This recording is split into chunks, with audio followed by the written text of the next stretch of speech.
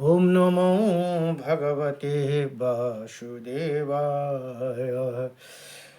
कृष्ण जिनका नाम है, गोकुल जिनका धाम है। कृष्ण जिनका नाम है, गोकुल जिनका धाम है।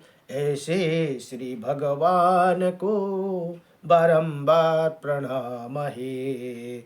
ऐसे श्री भगवान को बारंबार प्रणाम है।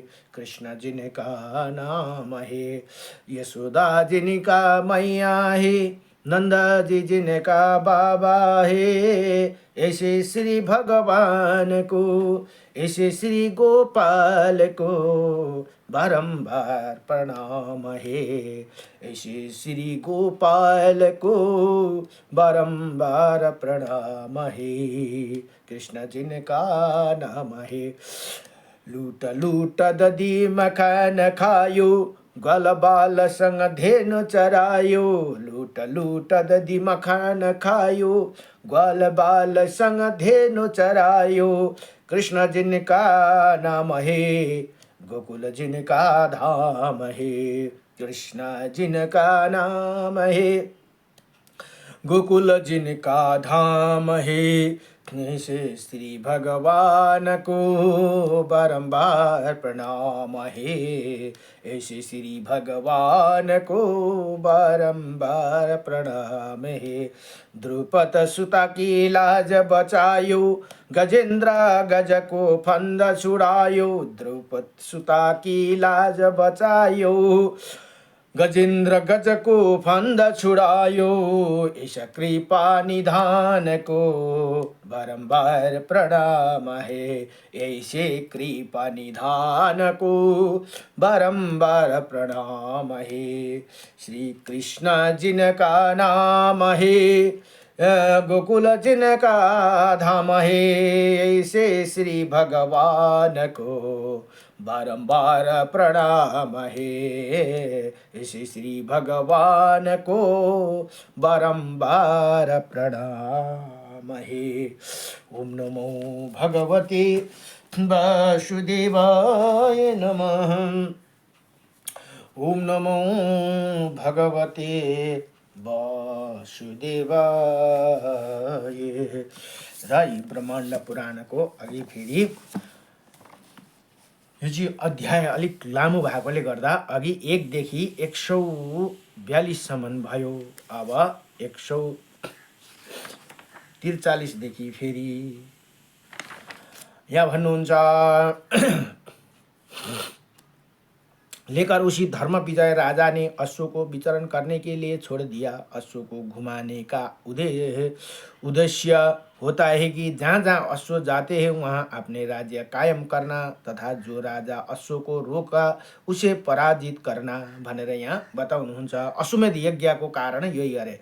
त्यो अश्वमेध यज्ञ गर्ने र त्यो अश्व जहाँ जहाँ घुम्छ त्यो उनीहरू चाहिँ सबै त्यो अश्वमेध यज्ञ गर्ने का शरणगति हुनु पर्दछ अरे। उसी अश्व को सागर पुत्र घुमाते हुए पूर्व दक्षिण समुद्र पर ले गए।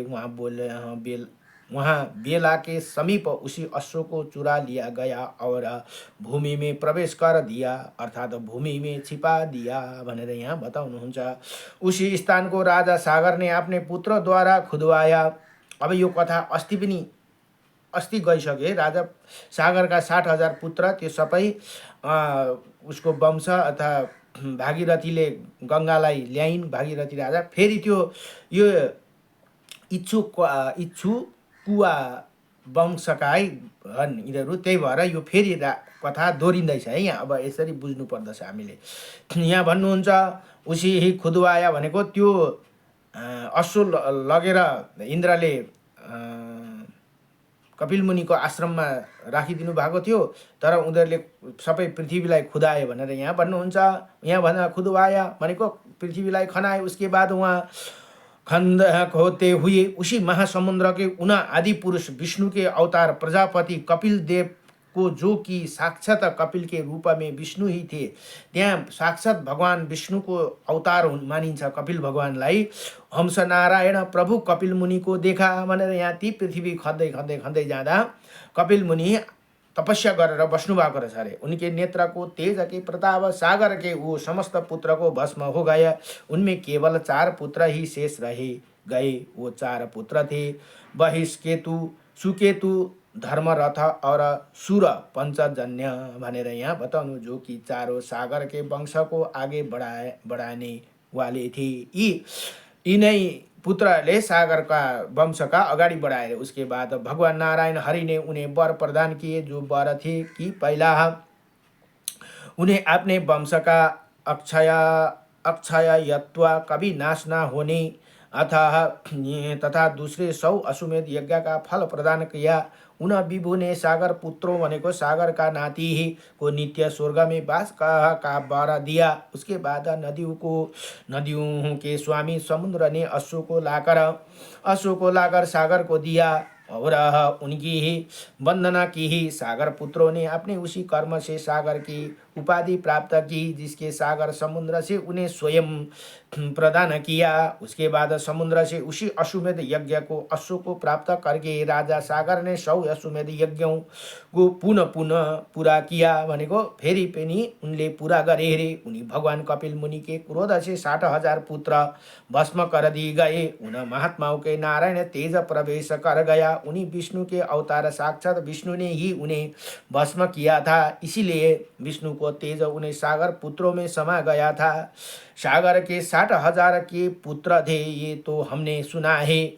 ऋषियों ने कहा कि हे सुता जी, हमें बताइए कि सागर के अनेकों प्रकार का 60,000 पुत्र कैसे और किसी विधि से विशेष पराक्रमी और महान वैशाली हुए। अब यो कथा फेरि अस्तिको कथा यसमा दोहोरिँदैछ है। ये इच्छुकाको वंशको वर्णनमा सुताजी भन्नुहुन्छ,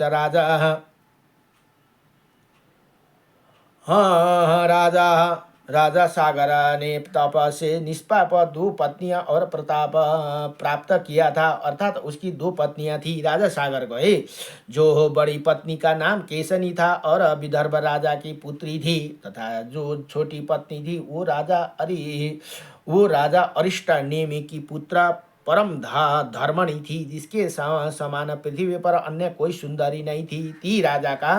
ती अरिष्ट नेमिका की पुत्री परम धर्मणी, त्यस्तो सुंदरी अरू कोई थिएनन् रे। उसी राजा सागर ने प्रभु महामुनि और ऋषि की तप से आराधना की थी, इसलिए उन्होंने उसे वर प्रदान किया था कि बड़ी पत्नी वंश बढ़ाने वाली मन वांछित एक ही पुत्र को जन्म देगी। जो बड़े जेठी पत्नी छ त्यसकोबाट एउटै मात्रै पुत्र जन्मिन्छन्, तथा दूसरी पत्नी सुमति 60,000 पुत्रों को जन्म देगी। और मुनि वो वचन को सुनकर केसरी ने एक श्रेष्ठ पुत्र को जो वंश का कारण था वही अर्थात उसी से आगे वंश चला, उसका वर भी राजा ने ग्रहण किया था भनेर यहाँ भन्नुहुन्छ। तथा संपूर्ण की भागिनी प्रमुदिता महाभागा सुमति 60,000 पुत्र का वर ग्रहण किया। इसके बाद समय बीतने पर ज्येष्ठ बड़ी पत्नी केसनी से ज्येष्ठ पुत्र को जन्म दिया।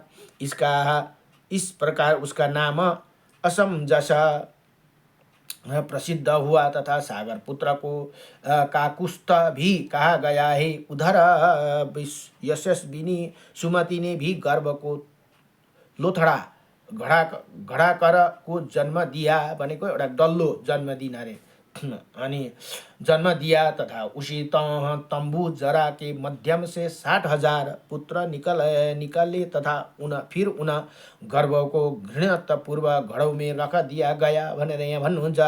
महाराज सागर के एक एक करके अलग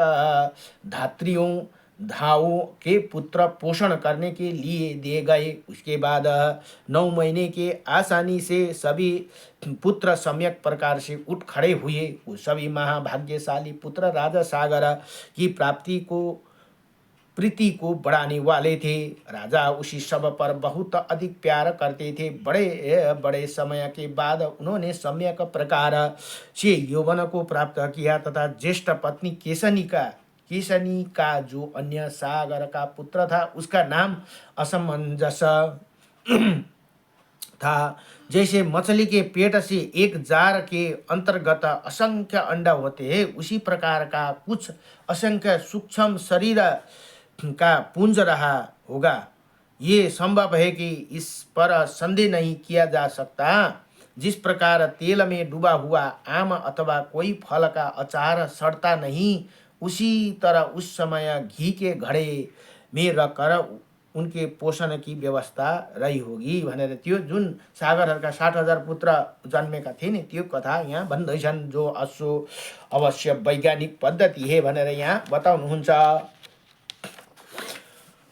अब यहाँ भन्नुहुन्छ प्रसिद्ध हुआ उनका नाम महाबली बरहिस केतु भी था। वो असमंजस पुरावासियों के अहित करने में संलग्न रहे। जो पुरावासी भनेको अयोध्यापुरीमै त्यसले अधर्म गर्न थाले रे। हो गया नगर में उसने हिंसा बलात्कार आदि जो भागवतमा कथा आउँछ नि उसको गोकर्ण र धुन्धुकारी जस्तै भएर ये असमंजस भन्ने बलात्कार आदि तरह आतंक मचा दिया।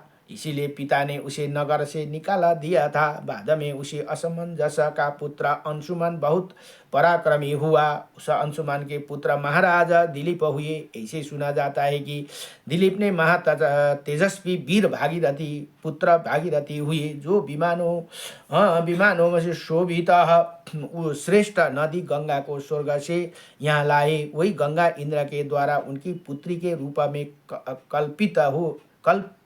कल्पित की गई। यहाँ भी पौराणिक लोग इसी श्लोक का उदाहरण प्रस्तुत करते हैं कि भागीरथी तो अपने कर्म से गंगा को स्वर्ग से पृथ्वी पर लाए थे। इसी कारण तो श्रेष्ठ कुल वालों द्वारा गंगा भागीरथी कहा जाती है। भागीरथी के पुत्र का नाम प्रसिद्ध ही था। उनके पुत्र नाभाग भी नित्य धर्मपरायण और प्रसिद्ध राजा हुए। उन्हीं नाभागा के पुत्र अमरीश हुए। फिर अमरीश के पुत्र सिंधुदीप हुए।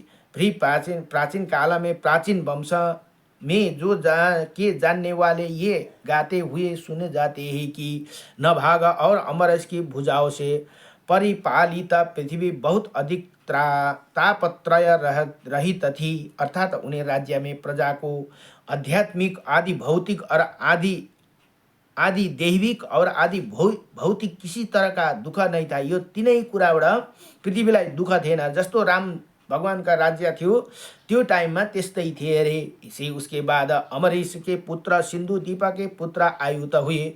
आयुत के माँ यशस्वी राजा ऋतुपर्ण हुए। दिव्य नेत्र और हृदय के ज्ञाता में बलि राजा नल के मित्र थे। पुराण के इतिहास में दृढ़व्रत को धारण करने वाला 2 प्रसिद्ध नल हुए हैं। एक वीरसेन के पुत्र नल हुए थे। दूसरे नल इच्छुका कुल को उच्च उठाने वाले नल हुए। ऋतुपर्ण की पुत्र नरेश्वर सर्व काम राजा सुदास हुए। सुदास के पुत्र इंद्रशका के मित्र थे। सुदामा के पुत्र होने के कारण उनका नाम सोदास हुआ। जो कल्याण कल्मष पाद नाम से प्रसिद्ध हुए थे तथा वो मित्र सही भी थे भनेर यहाँ बताउनुहुन्छ। माँ तेजस्वी वरिष्ठ ने इच्छुका कुल की वृद्धि के लिए कल्याण कल्मास पाद के क्षेत्र में अर्थात उनकी पत्नी के साथ संभोग से असमक को पैदा किया था। असमक जो औरस पुत्र थे और उनके पुत्र मूलक हुए। आज भी राजा मूलक के प्रति ये श्लोक उदाहत करते हैं, जिसका भाव यही है कि परशुराम के भय से वो राजा शस्त्रों से घेर लिया गया था। वो शस्त्र विहीन उस राजा ने नारी रूपी कवच को धारण कर लिया था। अर्थात जब परशुराम ने उसे मारना चाहा होगा उसी समय उसने स्त्रियों ने घेर लिया होगा। अतः स्त्रियों पर प्रहार करना युद्ध नियम के विपरीत मानकर परशुराम ने उसे छोड़ दिया होगा। इसी प्रकार स्त्री रूपी कवच को पहनकर वो राजा बच गया था भनेर यहाँ कथा बताउनुहुन्छ। अब मूलका के भी धर्मात्मा पुत्र राजा शतरथ हुआ स्मरण किए गए। उसी शतरथ के बलि राजा इड़ा उत्पन्न हुए। इड़ा के पुत्र प्रतापी राजा कुश शर्मा हुए, उनके विश्व सहस्त्र हुए, विश्व सहस्त्र के पुत्र का हुए, उनके पुत्र राजा दिलीप हुए, जो खटङबाङ इसी नाम से विशेष प्रसिद्ध हुए। खटङबाङ भनेर जो प्रसिद्ध भए रे। यी जिस खटङबाङ के दिलीप से स्वर्ग से पृथ्वी पर आकर थोड़ा सा जीवन प्राप्त कर तीनों लोक में बुद्धि और सत्य के युक्त कर दिया। उन खटङबाङ दिलाए के दिलीप के पुत्र विशाल भुजाओं वाले महाराज रघु उत्पन्न हुए। उन रघु के पराक्रमी पुत्र राजा अज हुए। उनके पुत्र राजा दशरथ हुए। अब यसरी भगवान राम इच्छाकु वंशका हुनुहुन्छ है। यहाँ आए कथा। अब के भयो भने यहाँ खटङबाङदेखि दिलीप के पुत्र विशाल भुजावाले महाराज रघु उत्पन्न हुनुभयो रे। ती दिलीपबाट त्यहाँदेखि रघुबाट रघु से पराक्रमी पुत्र अज भए रे। अज के पुत्र राजा दशरथ हुनुभयो भनेर यहाँ बताउनुहुन्छ। जो इच्छुकाको कुलको आनन्दित गर्नेवाला परम वैशाली थे। दशरथ के पुत्र त्यहाँबाट भगवान रामचन्द्र हुए। श्री सीता रामचन्द्र भगवानको जय। यहाँ लगभग 40 वंश 40 पिँढी हुँदै हुँदै हुँदै आएर भगवान रामले जन्म लिनुभयो। हेर्नुहोस् यो कसको कारणले भन्दा राजा सागरले जुन इच्छुकाको हुनुहुन्थ्यो पूर्वज, उहाँको पराक्रम उहाँको धर्मात्माशीलले गर्दा आज उहाँको वंशमा स्वयं भगवान रामले जन्म लिनुभयो। धर्मशास्त्रले यसरी जोडेर कुरा यहाँ बताउँछन्। जो लोग प्रसिद्ध धर्मज्ञ और वीर पुरुष थे उन राजा दशरथ के लक्ष्मण भरत और शत्रुघ्न नाम का 3 पुत्र और थे भनेर यहाँ बताउनु भयो। मधु के पुत्र लवणासुर का वध करके और मधुवन में प्रवेश कर शत्रुघ्न ने वहीं पर मथुरा नाम का नगरी बसाई थी। सुबाहु और सुरसेन शत्रुघ्न के 2 पुत्र हुई और सुबाहु और सुरसेना विदेह अर्थात विदेह की राजकुमारी से उत्पन्न थे भनेर यहाँ भन्नुहुन्छ। उन्हें अपने पिता शत्रुघ्न के साथ मथुरा नगरी का शासन तथा वहाँ की प्रजा का पालन पोषण किया।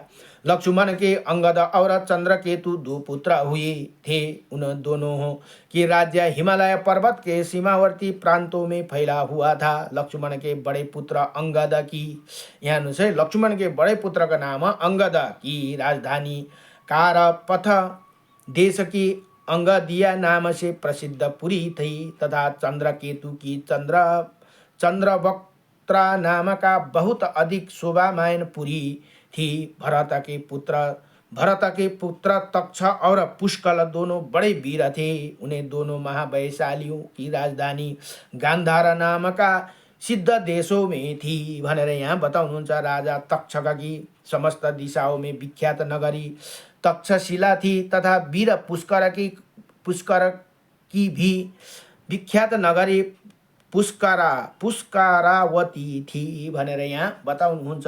पुराणों में जानने वाला लोग परम बुद्धिमान राम के विषय में उनकी महत्ता को प्रकट करने वाली तथा तत्वपूर्ण योगा गाथों गाते हुए ऐसे कहते हैं कि श्याम वर्ण वाले, लाल नेत्र वाले, तेज से दीप्ति मुखमंडल वाले, कम बोलने वाले, युवा घुटनों से नीचे तक जाने वाला, भुजाओं को सुंदर मुख वाले, सिंह के समान कंधों वाले राजा राम ने 10,000 वर्षों तक राज्य किया। उनके राज्यों के 4 और ऋग्वेद, यजुर्वेद एवं सामवेद का सुंदर मनोहरणी ध्वनि सुनाई देती थी। उसके घोर धनुष की प्रतंक्षा की ध्वनि बहुत कठोर थी।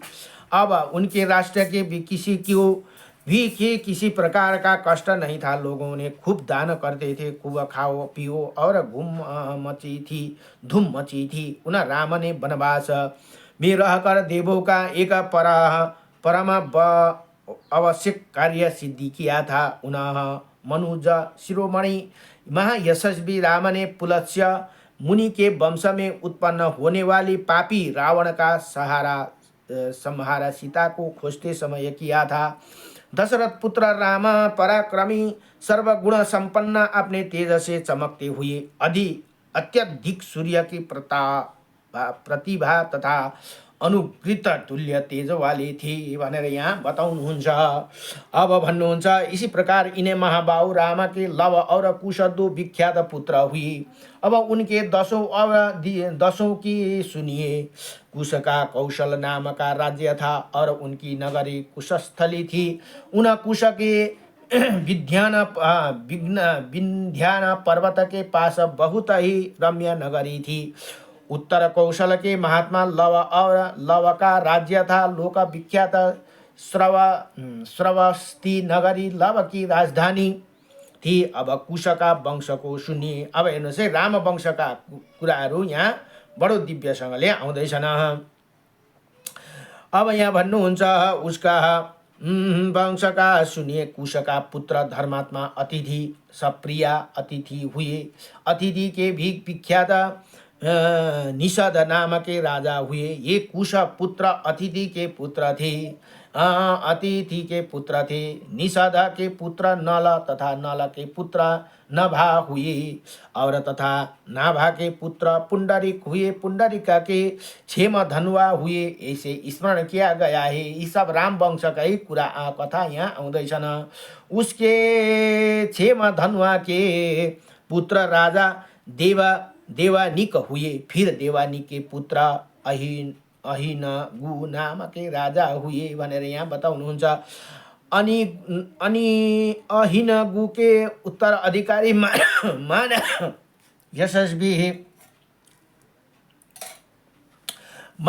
यशस्वी राजा पारियात्र हुए। उनी पारियात्र के पुत्र राजा दल हुए। उनी दल से राजा बल का जन्म हुआ। बल के पुत्र धर्मात्मा उलुका नाम के राजा हुए।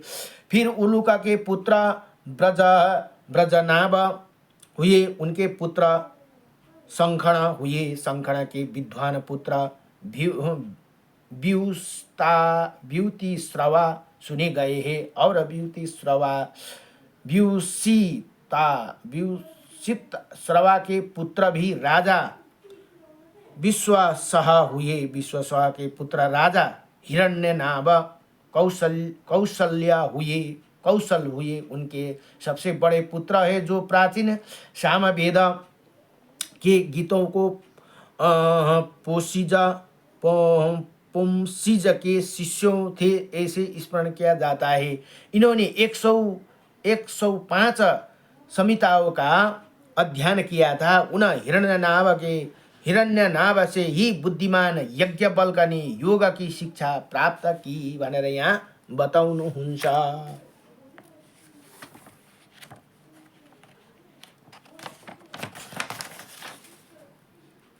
अब यहाँ भन्नुहुन्छ उनके पुत्र पुष्प हुए। पुष्प के पुत्र विद्वान ध्रुव सिन्धु हुए। उनके पुत्र राजा सुदर्शन हुए। सुदर्शन के अग्निवर्ण पैदा हुए। अग्निवर्ण के शीघ्र सिद्धका हुए। सिद्धका के मेरु स्मरण किए गए। मेरु ने तो योग का आश्रय लेकर लोक कलाप ग्राम में अपना आश्रम बनाया। उसके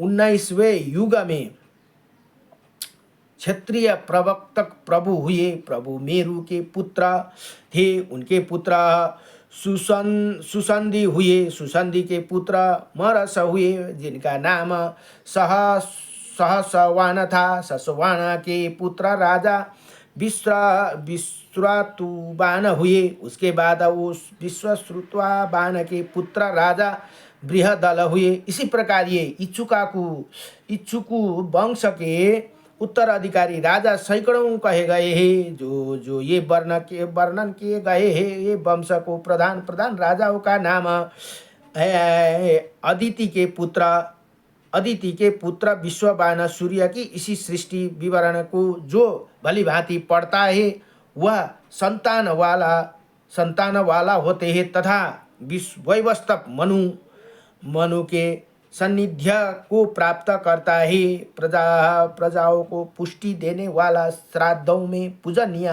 पितृगण एवं देवगण का इतिहास जो पढ़ता है वो पाप रहित रजोगुणहीन नाश रहित एवं दीर्घायु होते हैं। यदि उसके कोई संतान नहीं है तो वो पुत्र प्राप्त करते हैं और अंत में जीवन मरण को मुक्त हो जाते हैं भनेर यहाँ बताउनु भयो। यति भनेर र यही कारण मैले पनि फेसबुकमा राखेको कारण यही हो। यो सुन्छ पढ्छ अथवा सुनाउँछ या सुन्छ भने त्यो फल त्यो सुन्नेलाई पनि सुनाउनेलाई पनि पढ्नेलाई पनि पाइन्छ भनेर यहाँ शास्त्रले यसरी अन्तिममा बताइदिएको छन्।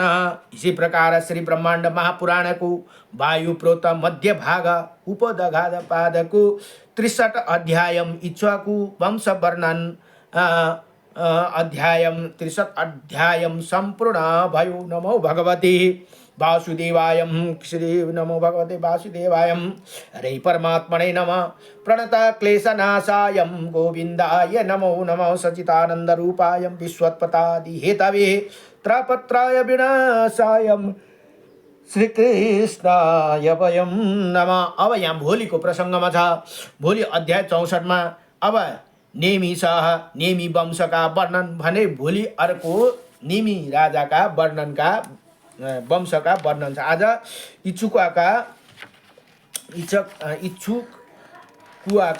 वंशका वर्णन पुरा भयो। नमो भगवते वासुदेवाय। अब लगभग यसमा कति अध्याय छन् भने यो पुस्तकमा नमो भगवते वासुदेवाय यसमा 74 अध्याय रहेछ। 74 अध्यायमा यो पुस्तक पुरा हुँदैछन्। बाँकी रहेको अध्याय अर्को पुस्तकमा छन्। यो पूर्व र मध्य भाग चाहिँ यसमा छन् है। बाँकी यहाँ